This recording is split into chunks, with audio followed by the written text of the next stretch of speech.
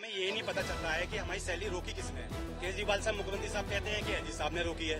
LG साहब कहते हैं कि हमने आपको नहीं लगाया, जिसने लगाया उसके पास जाओ। अब राजनीति के हम शिकार हो रहे हैं। अब सीएम हाउस जाते हैं तो वो सचिवालय भेज देते हैं, सचिवालय जाते हैं तो नीतीश मैम के पास गए तो वो कहते हैं ट्रांसपोर्ट मंत्री से बात करो। हम अगर फोन भी करते हैं ना, हम आप पूछते हैं कि हमारी फाइल कहाँ तक है बताओ आप, तो वो कहते हैं सचिवालय पता करो। सचिवालय फोन करते हैं कि वो कहते हैं ट्रांसपोर्ट मंत्री से पता करो। हम इतने परेशान हो चुके हैं, हर नेता के पास जा चुके हैं फाइल लगाने। अब हाथ जोड़कर उनसे विनती करते हैं, साहब किसी के भी पास फाइल हो, हमारा पैसा हमें दे दो, हमारे बच्चों की दिक्कत हो रही है। बेचारा आत्महत्या कर चुका है और क्या करेगा बच्चा, जिसके अंदर बच्चों के स्कूल से नाम काट दिया जाएगा, फीस नहीं भरी जाएगी, बच्चे क्या करेंगे, भूखे मरने की नौबत है। हमारे एक बस मार्शल की गाड़ी बैक कराते समय नत्थूपुरा में पैर कट गया था, एक्सीडेंट हो गया था, उसका कोई समाधान नहीं आया, किसी ने कुछ वेतन नहीं दिया, कोई समाधान नहीं है, कोई सरकार आगे बात नहीं करी है, मजाक बन रहा है हमारा। सरकार ने भाई यूज किया, सिर्फ राजनीतिक तौर पे यूज किया जा रहा है, वोट बैंक के लिए यूज किया जा रहा है, क्योंकि इससे पहले भी हम चल रहे हैं, मार्शल के तौर पे ड्यूटी कर रहे हैं, लेकिन हमारी सैलरी ऐसे कभी नहीं रुकी है।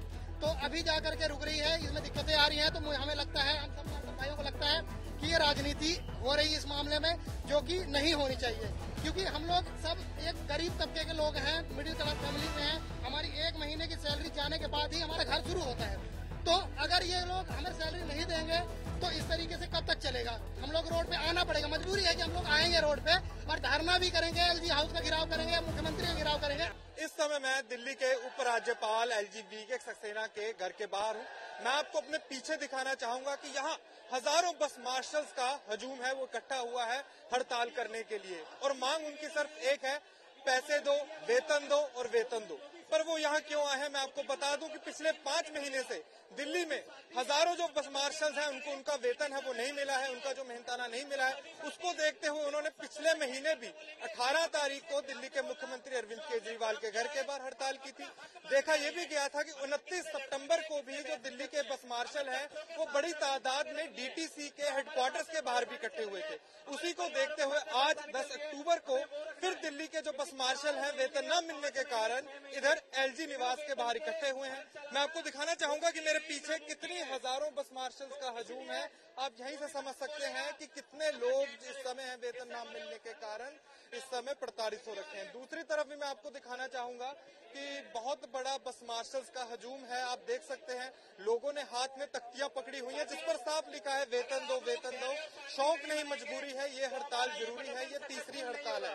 तो हम यहाँ कुछ बस मार्शल से बात करने की कोशिश करेंगे, जानना चाहेंगे कि उनको क्या क्या दिक्कतों का सामना करना पड़ रहा है। तो सर क्या क्या बड़ी दिक्कतें हैं जो आपको सामना करना पड़ रहा है, पिछले 4 महीने से ऊपर हो चुके हैं आपको वेतन नहीं मिल रहा? सबसे पहले तो मैं यही कहता हूँ कि हमारे कुछ साथी है जो किराए के रेंट में मकान में रहते हैं, बच्चों की स्कूलों की फीस नहीं जाती है, घर का राशन भी है, उधार भी ले तो कब तक लेगा बंदा। 4 महीने हो गए वेतन मिल नहीं रहा है, परेशान हो रहे हैं, स्कूल से बच्चों के नाम काट दिए जाते हैं। तो हम लास्ट में आए 4 महीने के बाद हम यहाँ तक आए हैं, 2 बार आ चुके हैं, वहाँ से आश्वासन लिया है, डेट देते हैं, उस पर डेट पे डेट देते हैं, कोई सुनवाई नहीं होती है। लास्ट आके हमें यही जा रहा है। एक हमारा भाई है बेचारा आत्महत्या कर चुका है और क्या करेगा बच्चा, जिसके अंदर बच्चों के स्कूल से नाम काट दिया जाएगा, फीस नहीं भरी जाएगी, बच्चे क्या करेंगे, भूखे मरने की नौबत है। हमारे एक बस मार्शल की गाड़ी बैक कराते समय नत्थूपुरा में पैर कट गया था, एक्सीडेंट हो गया था, उसका कोई समाधान नहीं आया, किसी ने कुछ वेतन नहीं दिया, कोई समाधान नहीं है, कोई सरकार आगे बात नहीं करी है, मजाक बन रहा है हमारा। सरकार ने भाई यूज किया, निष्काम ड्यूटी आती है, जमुना की ड्यूटी आती है, वहाँ पे बुलाया जाता है हमें, हम फिर भी भागे भागे जाते हैं, और कोई भी ड्यूटी आती है बुलाते हैं, पर एक निष्काम के लिए हमें यूज किया जाता है। कोरोना में हमें ऐसा लग रहा है कि हमारा सिर्फ राजनीतिक तौर पे यूज किया जा रहा है, वोट बैंक के लिए यूज किया जा रहा है, क्योंकि इससे पहले भी हम चल रहे हैं, मार्शल के तौर पे ड्यूटी कर रहे हैं, लेकिन हमारी सैलरी ऐसे कभी नहीं रुकी है। तो अभी जा करके रुक रही है, इसमें दिक्कतें आ रही हैं। तो हमें लगता है, हम सब मार्शल भाइयों को लगता है कि ये राजनीति हो रही है इस मामले में, जो कि नहीं होनी चाहिए, क्योंकि हम लोग सब एक गरीब तबके के लोग हैं, मिडिल क्लास फैमिली में हैं। हमारी एक महीने की सैलरी जाने के बाद ही हमारा घर शुरू होता है। तो अगर ये लोग हमें सैलरी नहीं देंगे तो इस तरीके से कब तक चलेगा? हम लोग रोड पे आना पड़ेगा, मजबूरी है कि हम लोग आएंगे रोड पे और धरना भी करेंगे, एलजी हाउस का घेराव करेंगे, मुख्यमंत्री का घेराव करेंगे। हमें ये नहीं पता चल रहा है कि हमारी सैलरी रोकी किसने। केजरीवाल साहब, मुख्यमंत्री साहब कहते हैं कि एलजी साहब ने रोकी है, एलजी साहब कहते हैं कि हमने आपको नहीं लगाया, जिसने लगाया उसके पास जाओ। अब राजनीति के हम शिकार हो रहे हैं। अब सीएम हाउस जाते हैं तो वो सचिवालय भेज देते हैं, सचिवालय जाते हैं तो नीतीश जी मैम के पास गए तो वो कहते हैं ट्रांसपोर्ट मंत्री से बात करो। हम अगर फोन भी करते हैं ना, हम आप पूछते हैं कि हमारी फाइल कहाँ तक है बताओ आप, तो वो कहते हैं सचिवालय पता करो। सचिवालय फोन करते हैं कि वो कहते हैं ट्रांसपोर्ट मंत्री से पता करो। हम इतने परेशान हो चुके हैं, हर नेता के पास जा चुके हैं गुहार लगाने। अब हाथ जोड़कर उनसे विनती करते हैं, साहब किसी के भी पास फाइल हो, हमारा पैसा हमें दे दो, हमारे बच्चों की दिक्कत हो रही है। हमारे साथ एक महिला भी है, इनसे भी बात करके जानना चाहेंगे। तो एक महिला के तौर पर आपको क्या क्या दिक्कतों का सामना करना पड़ता है? बच्चों की परवरिश भी है, काम काज भी है और ऊपर से वेतन न मिलना।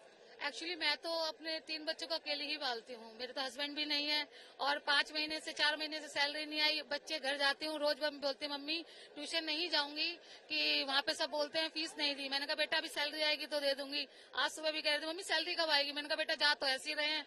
अब 3 बच्चों का पालन करना, किसी का, चलो मैं तो अपने घर में रह रही हूँ, लेकिन जो बंदा रेंट पे रह रहा है, जिसका सिर्फ इसी सैलरी से गुजारा चल रहा है, उसका क्या होता होगा। लेकिन ये लोग नहीं समझ रहे। पता क्या होता है, ये एक दूसरे की सरकार गिराने के लिए सिर्फ मार्शलों को यूज किया जा रहा है कि वो बीजेपी वाला बना देते हैं उसको, आप वाले को, ये तो आपस में टकराएंगे, लेकिन नुकसान किसका हो रहा है? मार्शलों का, जिसमें से 3 बंदों की तो जान जा चुकी है। क्योंकि सबको किसी ना किसी का ये लगता है कि आज हमें भी मर जाना चाहिए। जब बच्चों का घर पे जाके फेस ऐसा देखेंगे कि भाई बच्चा मुंह इतना सा होता है कि आज घर वाले मम्मी पापा कुछ लेके आ रहे हैं और नहीं लाते हैं, तो उनका मुंह क्या होता है? फिर माँ बाप को तो यही लगता है कि हम अपने बच्चों को कुछ नहीं दे पा रहे, तो मरने के अलावा तो कुछ बचता ही नहीं है।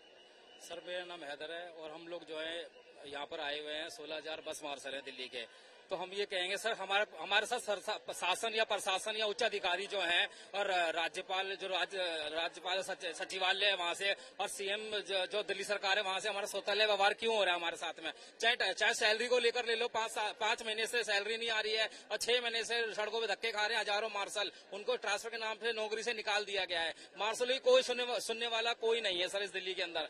और दिल्ली के अंदर ये मार्शलों पे आदेश और क्या कहते हैं अपना ऑर्डर तो चलाते हैं, मगर मार्शलों की सुनवाई कोई नहीं करता है। अब केंद्र दिल्ली सरकार, मतलब दिल्ली के अंदर केंद्र ने दिल्ली सेवा बिल पास करा था। आप उस सेवा बिल का यूज करके मार्शलों के हितों के लिए सैलरी है, ट्रांसफर है और पीएफ ईएसआई फंड बोनस के लिए, उनके उज्जवल भविष्य के लिए आप कुछ कार्य कर सकते हैं। तो इसी कामना को लेके, इसी उम्मीद के साथ हम राज्यपाल जी के पास में आए हैं। तो हम चाहेंगे कि राज्यपाल जी हमारे ऊपर जो है थोड़ा सा विश्वास जताएं और हमें, जैसे हम महिला सुरक्षा करते हैं और बसों के अंदर कोई भी दुर्घटना होती है, कोई जेब काटता है, चोर आ जाता है, हम लोगों की सुरक्षा करते हैं। और भी रोडों पे दिल्ली के जो मार्शल हैं वो सदैव सुरक्षा करते हैं। और हम चाहेंगे हमारा जो वेतन वगैरह है, जो भी और भी जो समस्याएं आ रही हैं उनको आप सुने। मैं आपको बता दूं कि ये 2 महीने में तीसरी बार है कि दिल्ली के जो बस मार्शल हैं कामकाज अपने घर वाले छोड़ के फिर धरना प्रदर्शन कर रहे हैं। पिछले 120 दिन के ऊपर इनको इनका जो वेतन और मेहनताना नहीं मिला है। इस समय ये इधर एलजी हाउस के बाहर हैं और इनका तीसरा बड़ा प्रदर्शन है।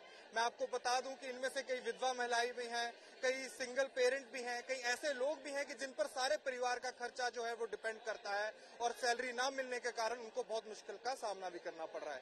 मार्शलों का सीधा सीधा ये कहना है कि उनको राजनीति के लिए इस्तेमाल किया जा रहा है, चाहे एलजी हो चाहे आम आदमी पार्टी हो, उनको दोनों के बीच में रखकर उनका राजनीतिकरण की तरह इस्तेमाल किया जा रहा है। कैमरामैन मृदुल मोहन के साथ अनमोल नाथ बाली की नई दिल्ली से रिपोर्ट।